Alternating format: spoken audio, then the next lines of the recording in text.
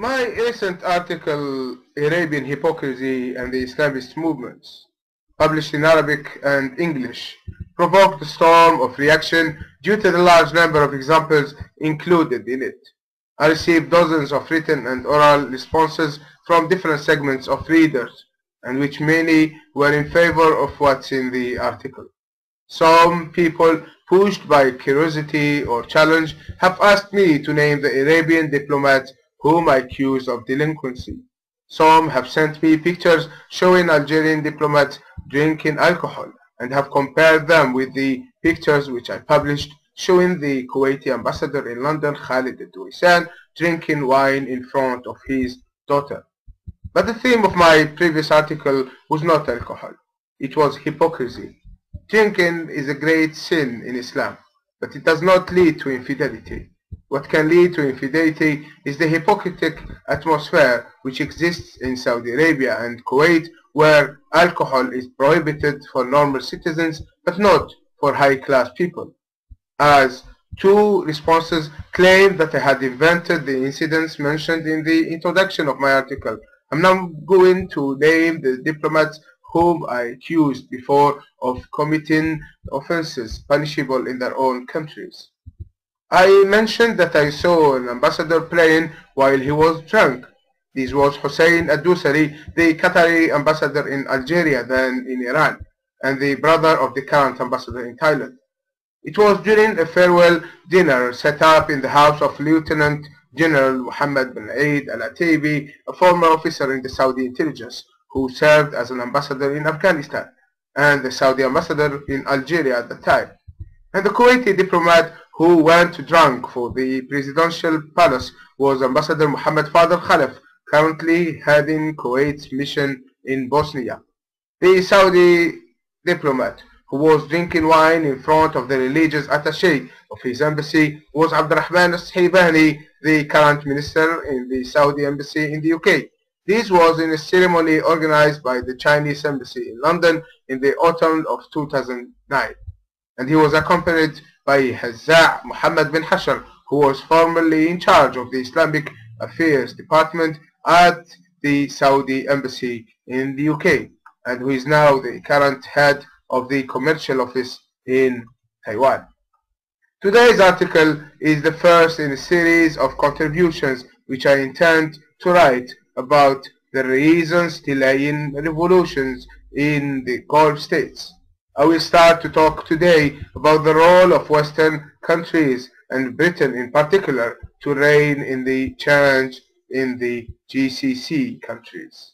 I will address later in this series the importance of issues like classism, sectarianism, religion, oil boom, and tribalism in any counter-revolutionary tendency in the Arabian Peninsula.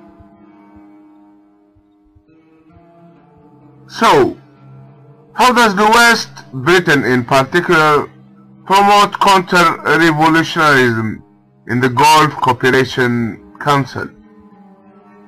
I will start by structuring the subject to three main axes in order to help myself answering the question. 1. Is there any revolution in the Gulf? 2.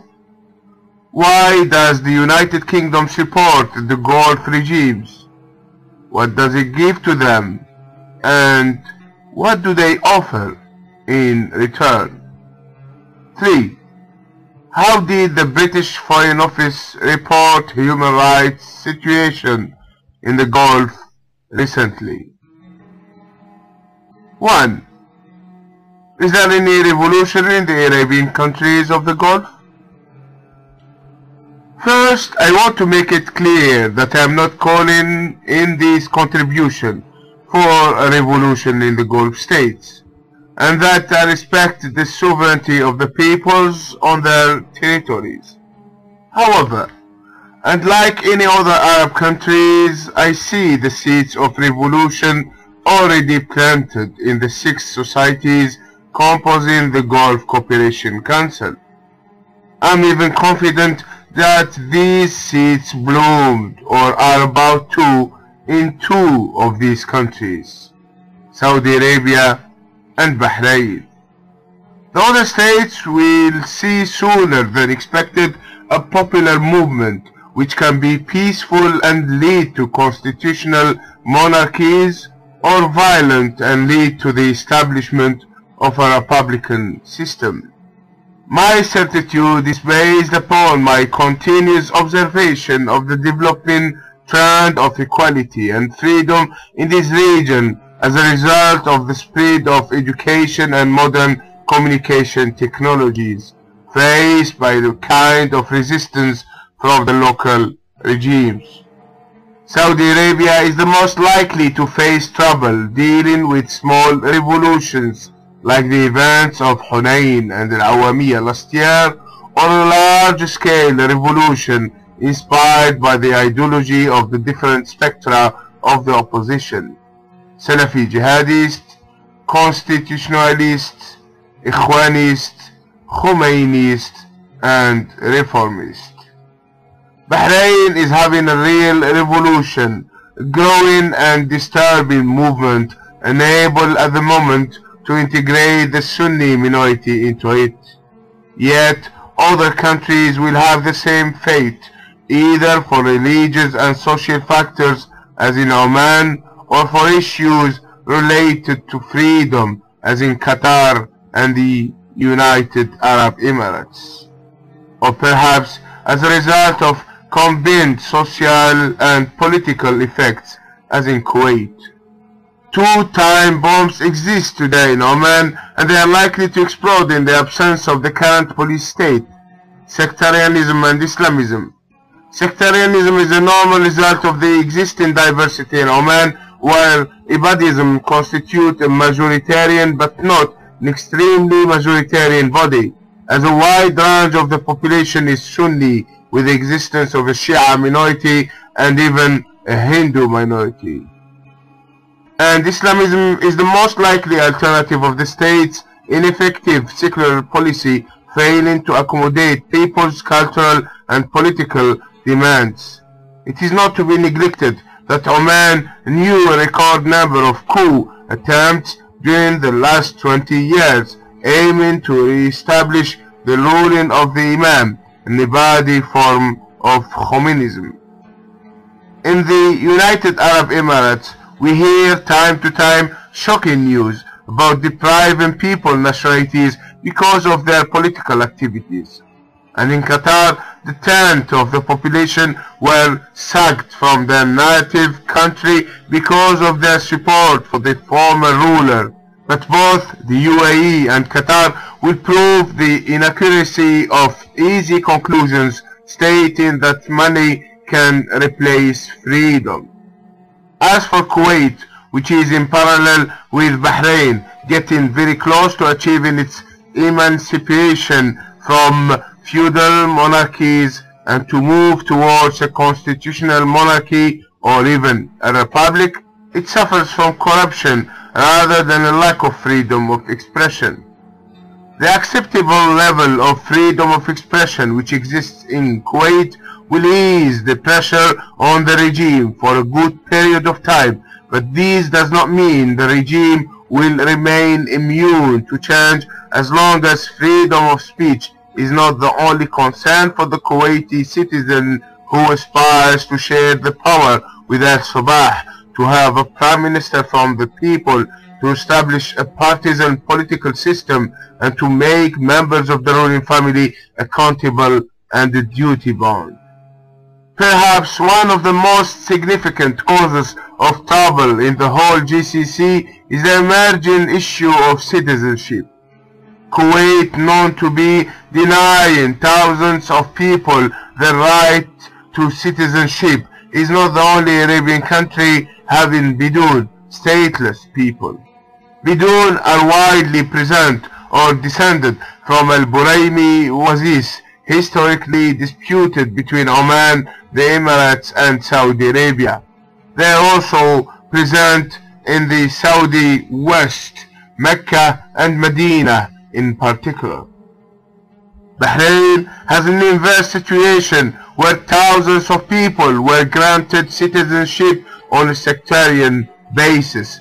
Today, the regime of Al Khalifa is naturalizing Iraqis, Lebanese, and Syrians because they are Sunnis, and in the past, Shia senior civil servants abused their positions to grant citizenship to Iranian Shia. And in Qatar, the number of stateless people is around 2,000 people, or approximately 1% of the number of the citizens. This is in addition to those who lost their nationality from Al Murrah tribe and could not obtain the Saudi citizenship like others. But despite the fact that Bidun are not theoretically able to start a revolution in this region due to their limited number, the growing popularity of their cause may in the future facilitate violent protests conducted by them, similarly to the Black People's Revolt in southern Iraq 12 centuries ago. Why does the United Kingdom support the Gulf regimes? What is the common benefit? Britain's time-worn relationship with the Gulf regimes is no longer a secret. I do not see it necessary to re-expose historical issues which I already exposed previously in my article Arabian Hypocrisy and the Islamist Movement, where I pointed the support which Britain and its intelligence officers William Shakespeare and St. John Wilby offered to King Abdul Aziz, the founder of the current Saudi state.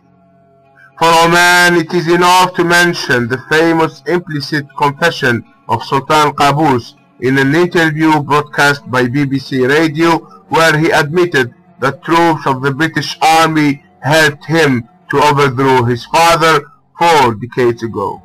It is also enough to quote the declaration of Hamad bin Jassim, the Prime Minister of Qatar, who firmly acknowledged in the UN Security Council that Britain was invited to the Arabian Sheikdoms by Al-Thani, Al-Khalifa, Al-Sabah, and the Sheikhs of what is called today the United Arab Emirates. And in the Emirates, we have seen recently how did Khalid and Saud, the sons of Saqr al-Qasimi, sought the help of the West to take the power in Ras al-Khaimah, like the late Sheikh Zayed, who overthrew his brother Shakhbut in 1966. First, the United Kingdom supports these regimes simply because they are an old and strategic investment which cannot be given up. Second, the replacement of these regimes by other administrations who reflect the aspirations of the local people would bring back the era of the domination of the members of the no-allied organization inside the United Nations and create a multipolar world. Such global change of Arabian regimes, possibly similar to the change of the Latin American regimes, would threaten the monopoly of the international decision-making by 3 governments, including the British government, and terminate the dominance of capitalism in the world. Third, the fall of these regimes and the establishment of others driving their authority from a more revolutionary Islam and their support from anti-Western peoples will deepen financial crisis in the UK and the West, as the new governments may decide in coordination with other members of the OPEC to lower the output of oil production in order to achieve a better price. No one can forget the role of the Gulf Cooperation Council during the 80s in the collapse of the oil prices in order to achieve Western prosperity. As quoted from an article of Turki Faisal Al Saud published in Washington Post on the 17th of September 2002, the increase of Saudi oil production in the mid-80s led to lower oil prices and set the stage for a period of extended global prosperity.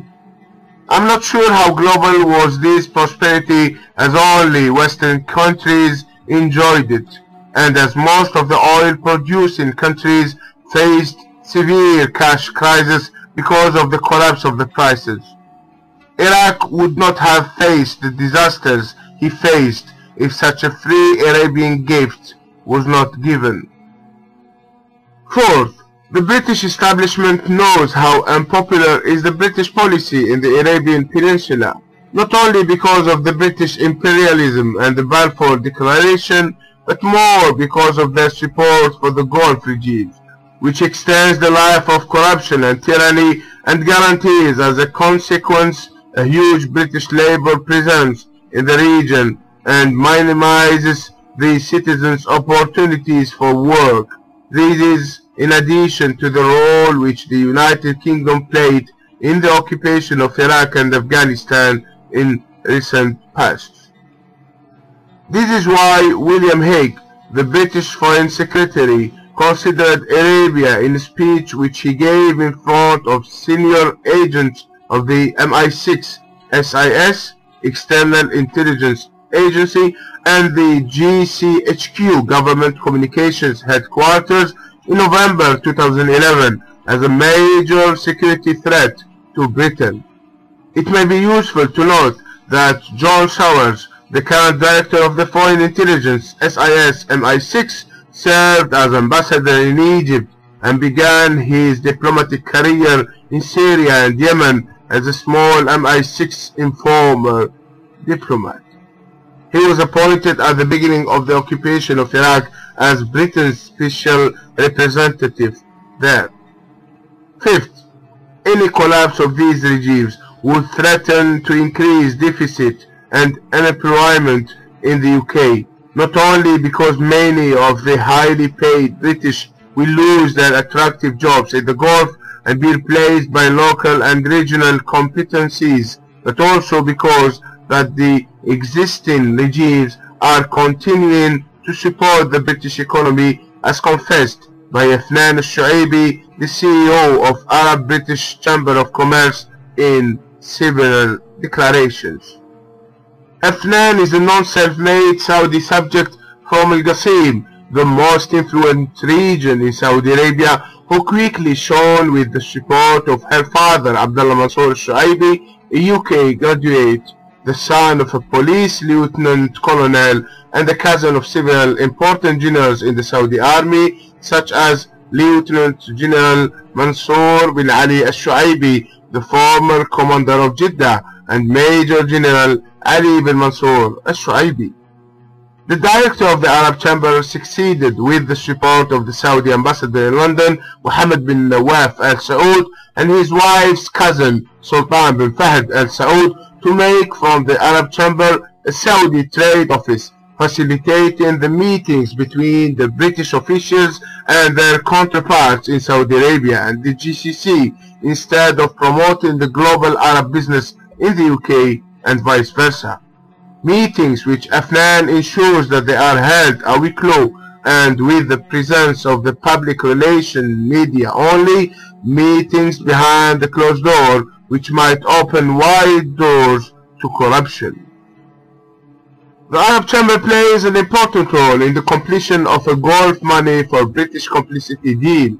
The British government was so keen to keep this deal that it has abandoned the British staff of the Arab Chamber of Commerce, who sought the support of the Foreign Office in their conflict with the Saudi subject. Baroness Elizabeth Simons, the president of the chamber and the daughter of a former director of the British Inland Revenue, failed to control the unbalanced influence of the GCC in what is supposed to be a British Arab Chamber of Commerce. This was not only because of her affiliation to the out-of-power Labour Party, but also because of her relations with the former regimes of Tunisia and Libya, and the accusations of corruption which she faces as a result of her involvement in politics and business at the same time. It is no secret that the Gulf regimes prefer to deal with a government led by Tories conservatives because of the feudalist character which these parties inherited. Fortunately, and because of the lack of diplomatic experience of the UAE ambassador in the UK, we have in our hand a rare confession confirming this. 2 years ago, the Emirati ambassador Abdulrahman al-Mtiwi a former CEO of the United Arab Emirates Chamber of Commerce, told his own news agency that the current government is better for us than the Labour government. The British Army is also a good target for the Gulf regimes to guarantee the British support.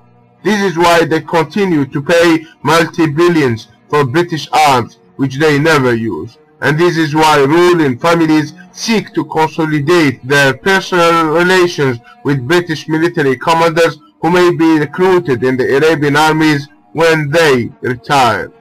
I still remember the high spirit of the ambassador of Oman in London, who spent 6 hours with a retired English general and who told me that he was honored by the retired officer.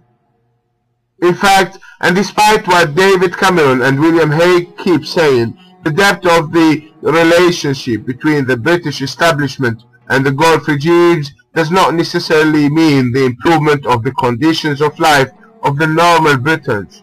It only means that entrepreneurs and politicians are getting richer, and this is the real common benefit. It is not to exclude that current conservative British government or the so-called coalition government provides an excellent cover to corruption in the Gulf using very sophisticated methods of circumvention of anti-corruption laws which politicians and businessmen are trained to apply. The children of Margaret Thatcher, as David Cameron called himself and his colleagues in a meeting with Louis Sussman, the US ambassador in London, are likely to break corruption records of their mother and her biological child, Mark Thatcher, who became multi-millionaires after the famous Al Yamama arms deal with Saudi Arabia. And like Tony Blair, who used national security as a scarecrow to halt investigations about the Al Yamama deal, claiming that Saudi Arabia threatened to stop cooperation in the fight against terrorism, the current government is using the need for Arabian money to reduce unemployment to pass suspicious transactions with the Gulf states far from the control of the British people and media. Britain offered the ruling families in the Gulf a substantial margin of privacy and confidentiality, not only in their nice parties as some imagine, but also in the management of their financial, business and political and security activities, which make them unaccountable for their deeds. You may not know whether to laugh or cry when you know that the Foreign Office has forged its own diplomatic list and changed the names of Madawi and Masha'il, the daughters of Mohammed bin Nawaf Al Saud, the Saudi ambassador in London, at his request. This happened because the ambassador did not want the public opinion to know that he recruited his two daughters at the embassy with third secretary and attaché diplomatic ranks without any respect to the rules of diplomatic recruitment. And if covering corruption up is not corruption, then what is corruption? This is why the royals of the Gulf prefer the British privacy more than any other country, including the United States, as monarchies love each other. They select their bodyguards from among retired British officers, as did Mohammed bin Nawaf, who recently had an English guard, although the third of his embassy staff are Saudi security and intelligence officers. They remit their money abroad, as did Nasser al-Muhammad al-Sabah, the former Kuwaiti Prime Minister, who transferred millions of pounds to the UK with the help of Khalid al-Duwaysan, his ambassador there, and Abdullah Mansour, the financial and administrative director in the foreign ministry. And if Nasser's transfers were leaked because of his unwelcome rapprochement with Iran, there are thousands of suspicious transactions who remain undiscovered. And perhaps this is the answer to the question which people of Kuwait keep asking: why does our 65 years ambassador remain in London after more than 20 years he spent there? In fact, he is not their ambassador, but the ambassador of Al-Sabah and their interests representative. As a dean of the diplomatic corps, Khalid al-Duwaysan can have regular contact with the most influential decision makers who can secure the most delicious checks from his government. On security cooperation, the two parties continue to offer each other services which are more beneficial to the governments than the peoples. By taking fingerprints of pilgrims and exchange them with Western intelligence, Saudi Arabia proves again that its relationship with the West is more important than the Islamic teachings, which offer temporary immunity to pilgrims, even if Bin Laden was one of them. The weapons which the Arabian countries import from Britain are constantly raising concerns about their possible use against civilian protesters. This reminds me the famous offer of the French Foreign Minister Michel Alliot-Marie to quell the uprising in Tunisia. Serious questions are raised about the size of British involvement in human rights violations in the Gulf under the so-called security agreements. Principally, if we know that those who initially introduced sophisticated torture techniques to the region were British officers like Ian Henderson, the Scottish security commander in Bahrain. Recently, rumors circulated about Qatari nationals being assaulted by US Marines after demonstrations which they organized outside US military bases to protest against the drone crimes in Afghanistan. The British government continues to impose on the members of the Gulf opposition living in the UK very strict rules to limit their official contacts with the security organizations in order to keep them under control. Unlike oppositions from other countries, the British government avoid any kind of direct contact with the Arabian opposition, especially those who call for the collapse of their regimes. Mohammed al-Mas'ari is a good example of the capability of the British government to isolate, marginalize and silence opponents of friendly states. The two previous governments, Conservative and Labour, sought his extradition to Saudi Arabia and even to Dominicans, and only the relative judicial independence in Britain saved him.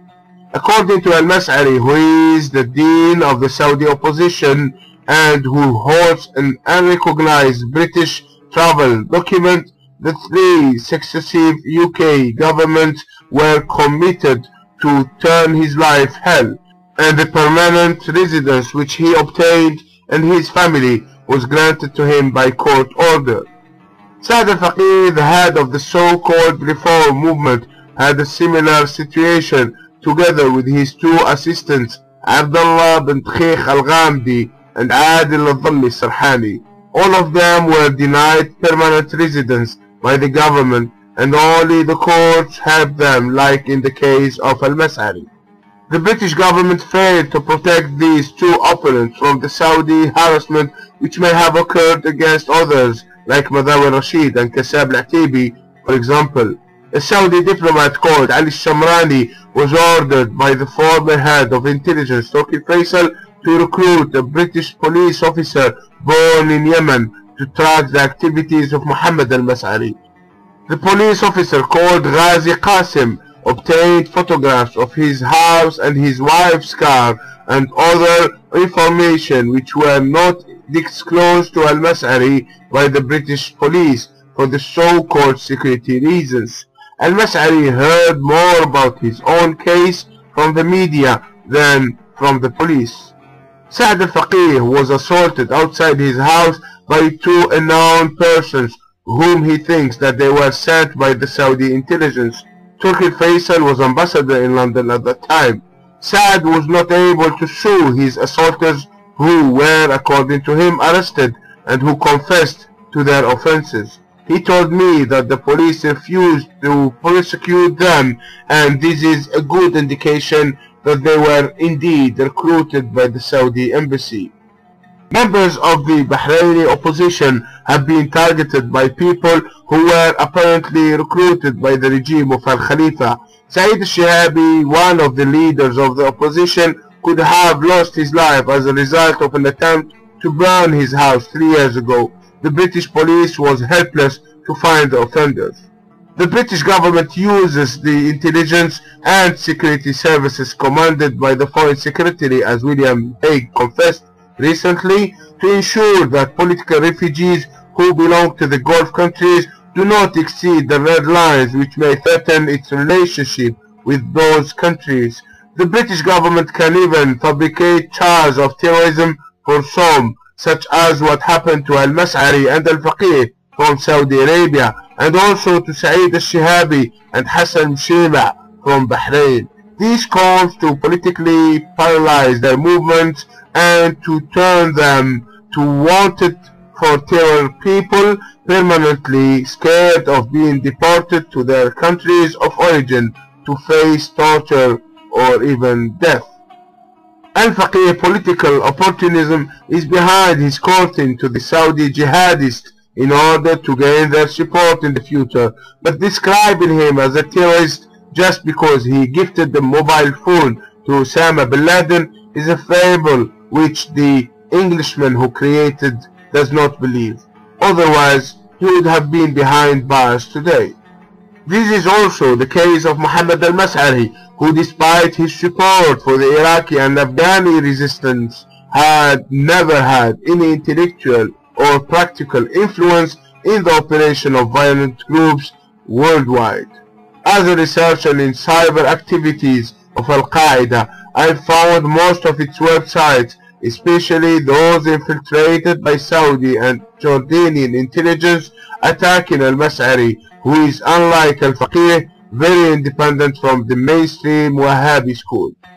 It must be recognized that Britain is no longer attracting opponents from the GCC countries due to the above explained policies. There are young Arabians I know in person who study in the UK and who are scared to show any form of opposition against their government due to their fear of being deported and their certainty that any asylum application which they may make would not be treated with the same level of priority as applications from people from Eritrea or Darfur, for example. The British media contributes in strengthening the blockade of the Gulf opposition. BBC Arabic, a so-called independent media sponsored by the government and operated by bureaucrats who report to diplomats and security officers, has a very selective political agenda when it comes to dealing with the GCC region.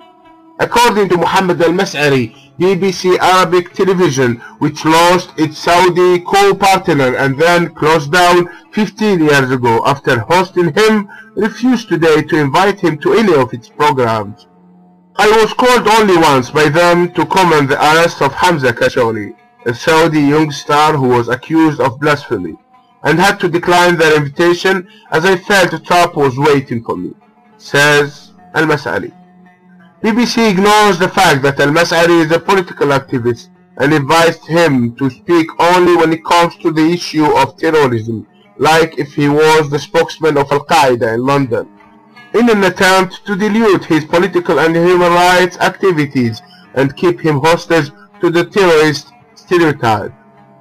Saad al-Faqih was invited by BBC Arabic to comment on specific issues for a very limited times described by him as a few minutes. Saad said that he felt humiliated and decided not to accept future invitations from the British television. Al-Faqih confirmed that the BBC does not invite any of the other leaders of the Saudi opposition, constitutionalists, jihadists, etc., with the exception of representatives of the Shia minority like Hamza al-Hassan. The focus of the British media on the Shia opposition, despite being a minority and despite the presence of a strong Saudi Sunni opposition abroad, raise legitimate questions about Britain's expectations of a possible independence of the oil-rich eastern region from Saudi Arabia.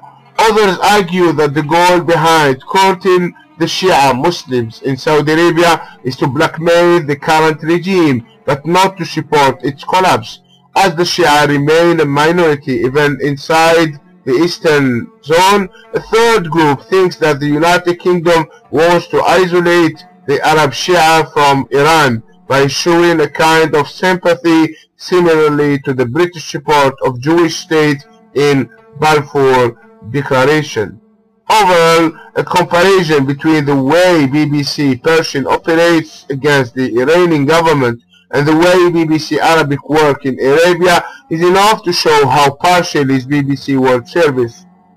Britain is implicitly telling the Gulf states, do not hamper our interests in your region, and we will not support the opposition as we did in Syria, Iran and Libya.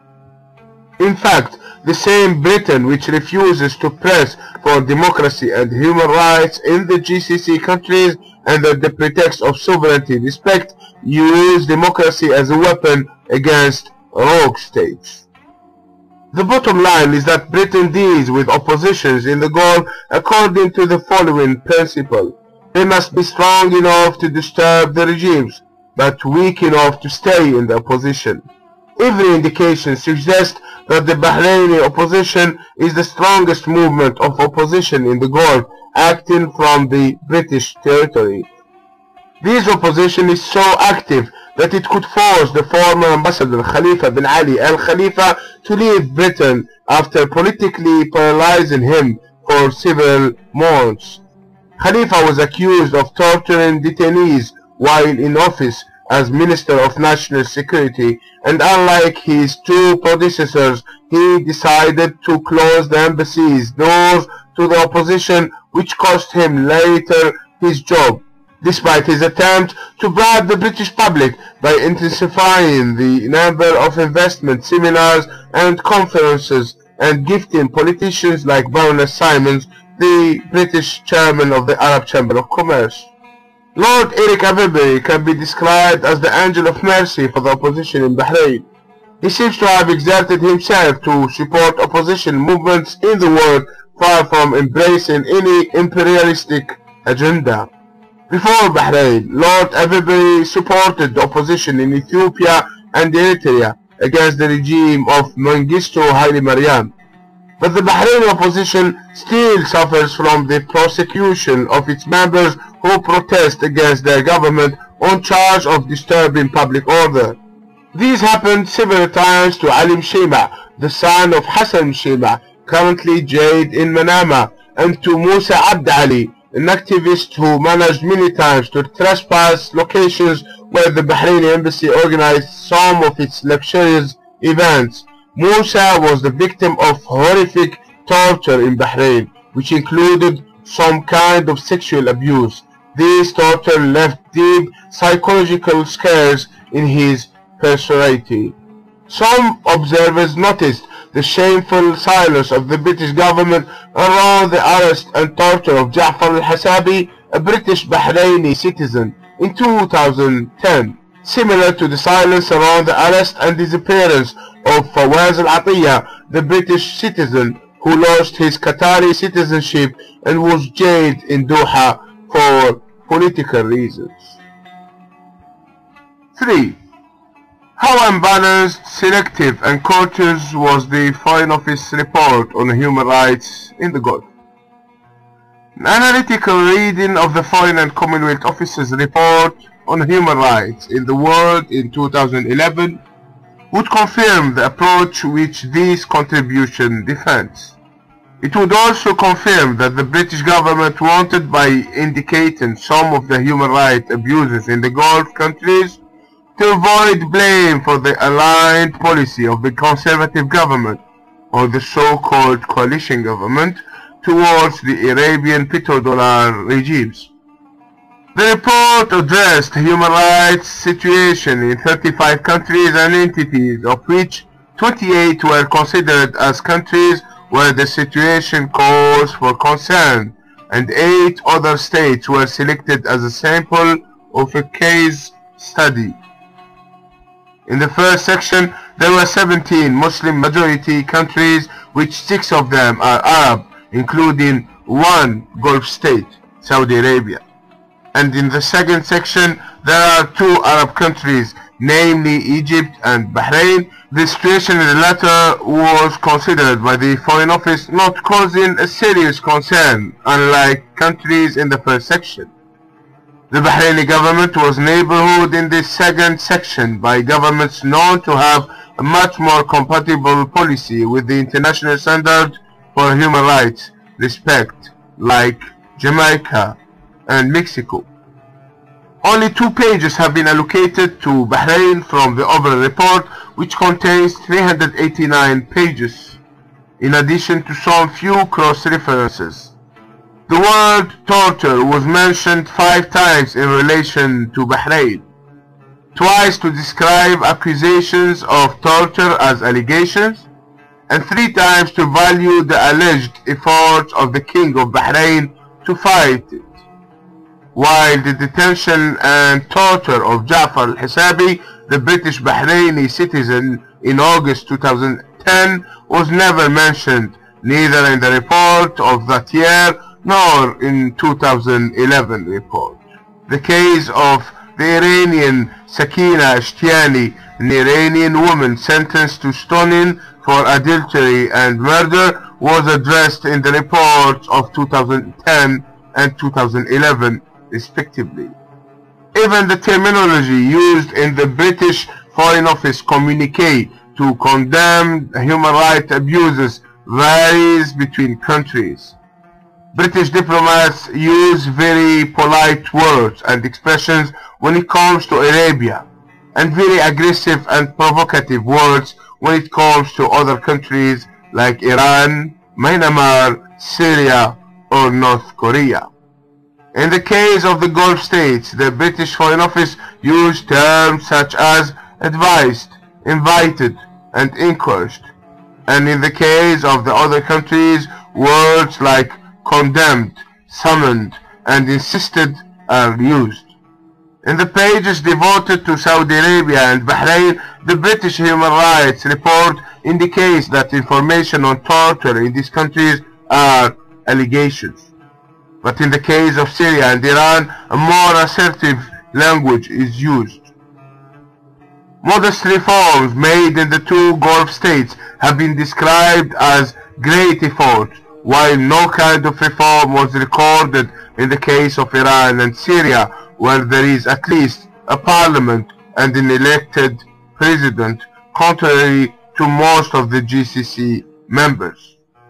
Britain has revealed in the report, page 130, that it led the countries that have called for the appointment of a UN Special Rapporteur to monitor human rights situation in Iran.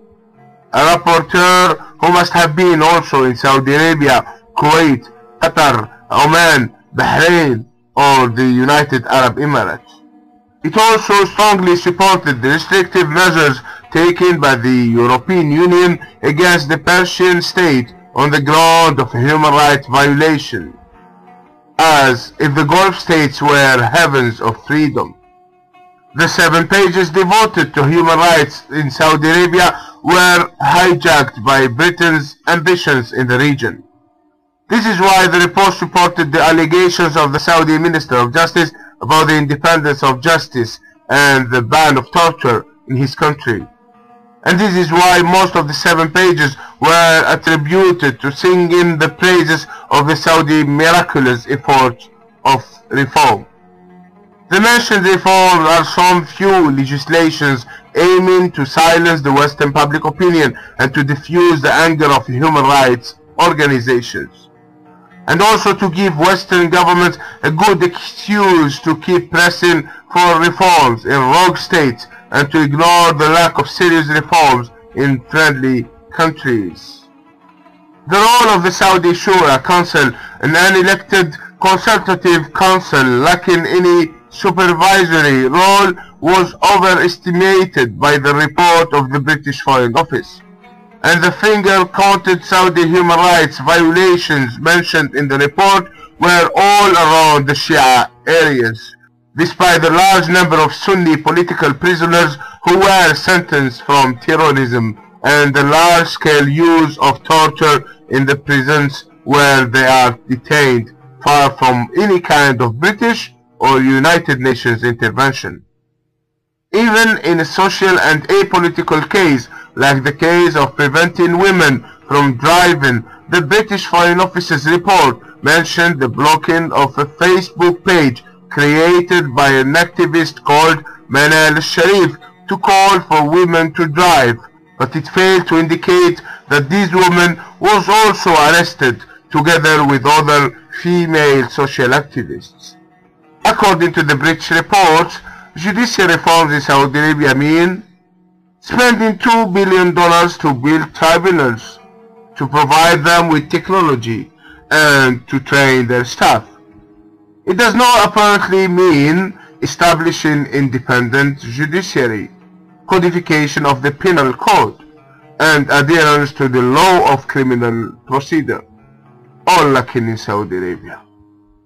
The report preferred to focus on criticism of Sharia corporal punishments rather than to talk about judges' abuse of discretionary punishments and government abuse of the justice system to settle accounts with the opposition. Despite mentioning torture in Saudi Arabia 13 times, the same number of times contained in the pages devoted to China, the British Foreign Office insisted that this phenomena is difficult to prove and deliberately ignored dozens of reports published by lawyers, prisoners and human rights organizations about the torture which a large number of male and female prisoners were subject to in 2011. Prisoners such as Mubarak bin Saeed al-Z'ir, Makhlif bin Daham al-Shammari, Haifa al-Ahmadi, Najwa al-Sa'idi, Hanan al-Kathiri and others. The only mentioned case of torture was the case of Fadl Makki al-Manasif, a human rights activist from the Shia part of the country.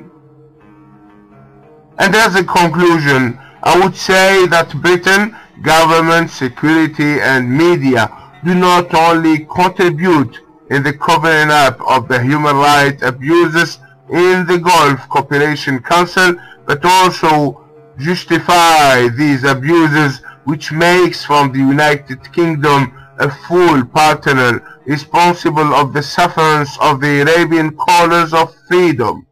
These people are ultimately victims of the selective and politicized Western agenda dealing with the issue of human rights as a weapon used to overthrow government threatening the new world order, or a business tool used to blackmail other governments which are more likely to bow to this order. Muhammad Tamal.